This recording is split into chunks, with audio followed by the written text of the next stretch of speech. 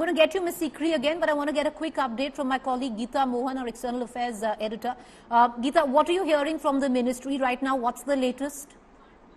Well, the latest that's coming in is that there's a safe house within the Hindon Air Base, which is where Sheikh Hasina is going to be till the time there's clarity on her forward movement, onward journey, because we were told that it is going to be London, Preeti. As of now, we do not know, but a lot of the senior leadership, including particularly National Security Advisor Doval, has met with the former Prime Minister.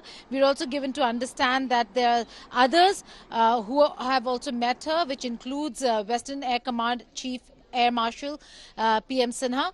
Also, the fact that there are guard commandos now who have taken over the entire Hindon Air Base of the IAF and are guarding that entire safe house where former Prime Minister Sheikh Hasina is going to be. So that's the latest that's coming in, which means there is no clarity, Preeti, as of now, as to where is Prime Minister Sheikh Hasina headed or whether she'd be leaving anytime soon or not. There are reports that are coming in again, completely unconfirmed on whether if there's clearance from the United Kingdom or not, should she want to go to London.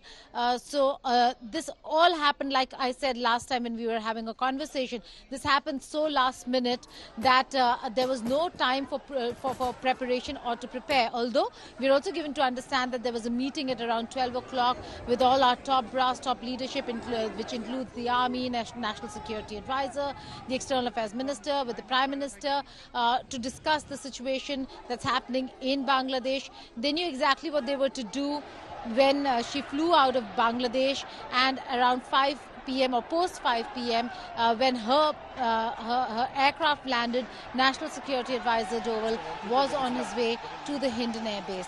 So there was absolute coordination between New Delhi and Dhaka, especially the Indian mission there, on how to go about things, but no clarity from where it's headed from here on, where Sheikh Hasina is at Hindon Air Base. All right, Veena Sikri, to give you the last final word on this, we've discussed at length on what possibly it means for India and sadly not good things in the offing at least. But what does it mean, for Bangladesh, Veena Sikri? Because while there might be these, not just students anymore, but there have been a few organic student groups and quite a bit of them who've been attached to this. And they've outrightly rejected at least what the current formulation that is being offered. How do you see a huge span of instability for Bangladesh?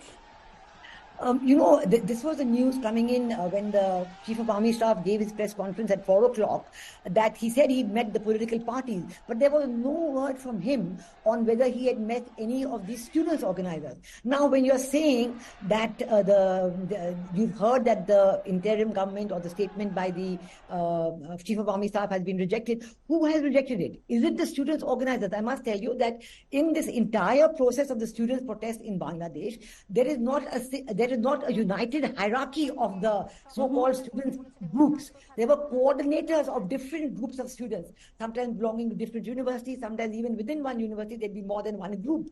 So actually the question when you say that who has rejected this proposal of the interim government, it seems to me, could this be the protesters, and are these protesters in the form of the representative of more of Jamaat-e-Islami than anybody else? So I think we have to look into it a little carefully to see whether who it is that is rejecting the proposal of the Chief of Army Staff. So you're reading a whole different picture behind this. Yes, because as I said, the Chief of Army Staff's objective is to get the protesters off the streets. Now, are they going to be off the streets or not? From the visuals you are showing, it doesn't seem that they are off the streets. No, it's a free-for-all right now. Yeah. That's right. It's a free for. I know if they accept, if there is pressure, but then maybe if it is the Jamaat-e-Islami, they will want more representation from their side. There's going to be a struggle of that kind. Normally, the classical caretaker government or interim government approach in Bangladesh has been to appoint senior civil society representatives, lawyers or former army people, or former election commissioners or former ambassadors. There are all these such names in the list, but whether it is acceptable, whether it's going to be able to Right. present this? This is a big question mark. We have two big points of uncertainty. Prime Minister Sheikh Hasina, former Right. Prime Minister was Hindan, and also there in Bangladesh. Well, two big points of instability in Yes. Bangladesh, and of course where India is concerned, where we now look at a very different geopolitical order, at least in the subcontinent. I appreciate all four of you for joining us. Thank you. We're going to keep the spotlight on the latest developments coming in. Latest, of course, is that there is a safe house that has been created at the Hindon Air Base for Sheikh Hasina.